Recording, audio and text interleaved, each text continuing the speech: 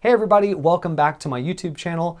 I'm Colton, and in today's video, we're talking about the Fujifilm Finepix JX400. So I've been shooting the Fujifilm Finepix JX400 for quite a few weeks now, and I think I'm ready to talk about my overall thoughts on this point and shoot camera. Now, the camera itself is a 16 megapixel camera, so it has a pretty high resolution for being a CCD sensor.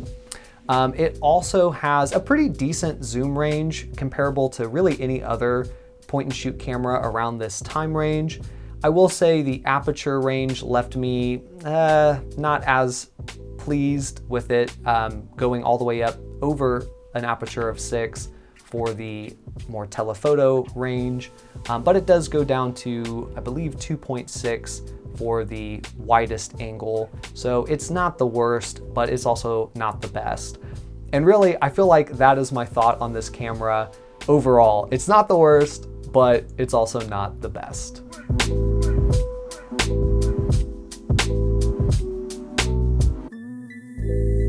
Initially, I did have an issue with the flash.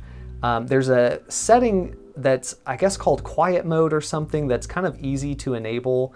And when you have it enabled, it won't make any sound, but it also won't fire the flash unless you're in this weird mode where it will take a shot of natural light and then the same shot in flash, and they both come out looking like trash. Eventually I figured out what that setting was, disabled it, and then I was able to use flash like any other point and shoot camera, which did help a lot. As far as the images are concerned, they leave a bit to be desired. Even though they're 16 megapixel, they don't seem to be as good as my 12 megapixel Fujifilm Finepix J40, which is kind of what I'm comparing it to. But the pictures themselves, they seem to be, when you get them in focus, pretty sharp in the center, but then they rapidly get soft as they move towards the middle edge and to the extreme edge of the photo, almost to where they kind of feel like they're maybe not even in focus, but they are. I have a shot of a Volkswagen that I took with this camera that was sharp in the center, but rapidly fell off on the edges, and it just doesn't look good. I mean, it almost looks like I missed the shot, which I didn't. I checked, it's in focus, but it's also not. And that was something that I noticed across this camera, where the edges are just super, super soft, and that is so unfortunate. The camera itself is pocketable. You can definitely fit it into your pocket, but it will leave a circular mark in your jeans, or at least an indentation where the lens pops up and protrudes a little further out than the rest of the camera does, which I kept catching that in the mirror or just looking down and seeing it. And I just felt like I was walking around with a can of dip in my pocket. Maybe that's just me, but I was kind of critical of that. I didn't like the way that that looked. Whereas going back to the J40, it's just totally flat. There's not really much of an indentation where the lens is protruding out further, so it doesn't have that effect. It just looks like there's an object in your pocket, but it's not identifiable. It could be a phone, you know, it could be whatever. And so this having that was annoying to me. Small thing, but something that I noticed.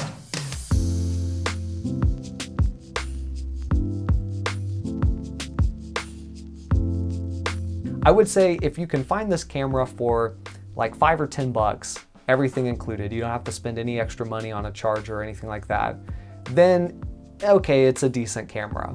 But if you already have a digicam point and shoot, you're not really gonna benefit from buying this and adding it to your collection, especially if it ends up being expensive or if it's missing the charger or something. It's not worth putting much money into. I would definitely say go for a Fujifilm Finepix J40, lower resolution, but better overall pictures. And you really almost can't even tell the resolution difference.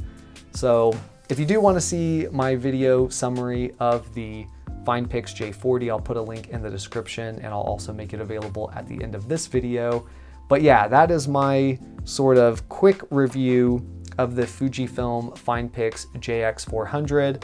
Not a bad camera, not a great camera, a lukewarm camera.